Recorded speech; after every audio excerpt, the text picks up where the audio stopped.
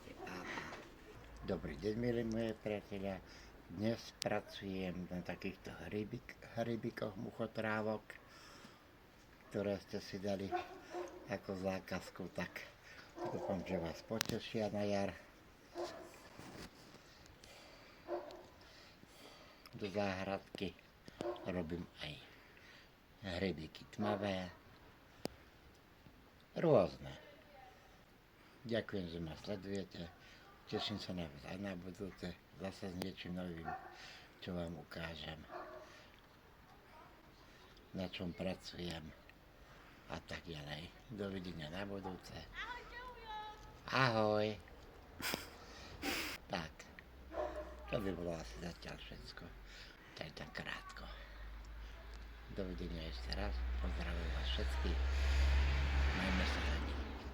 Dovidenia. Veď mám to, hej? Dobre.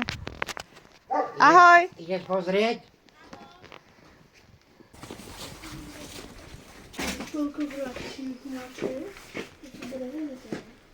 No, A vy vyrábate aj papierové? nie. Iba z dreva. To sa nedá kúpiť zadarmo.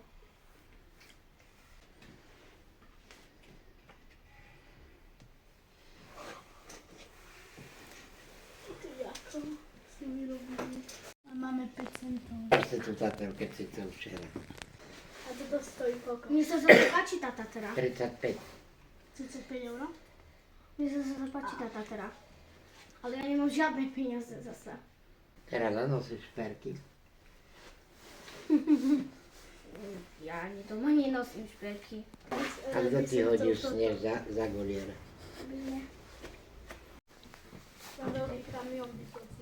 No tak to nie, to neviem, či zavnečíš.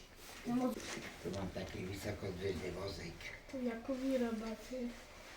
Ako ma napadne? Podľa vašej fantázie. Tak. Tak na.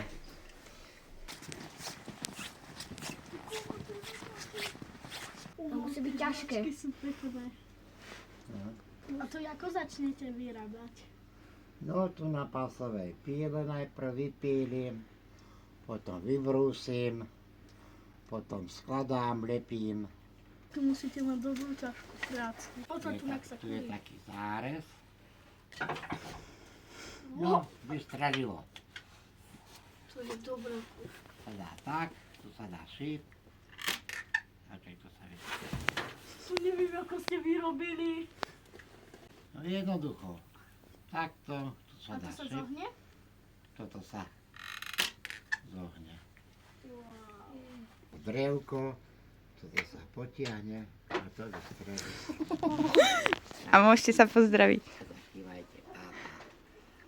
No ešte mám ten povedať aj to, že aj takto chodia ku mne deti poobzerať, čo by sa im vyšlo, čo by sa mi mohol darovať a tak ich takto obšťastním. Prišli si kúpiť, no ale nerozoznajú ešte peniažky. Povedali, že majú iba 5 centov, tak som niečo vybral za 5 centov. Aby mali i oni radosť, i ja. Tak ešte raz ďakujem, že ma sledujete. Dovidenia.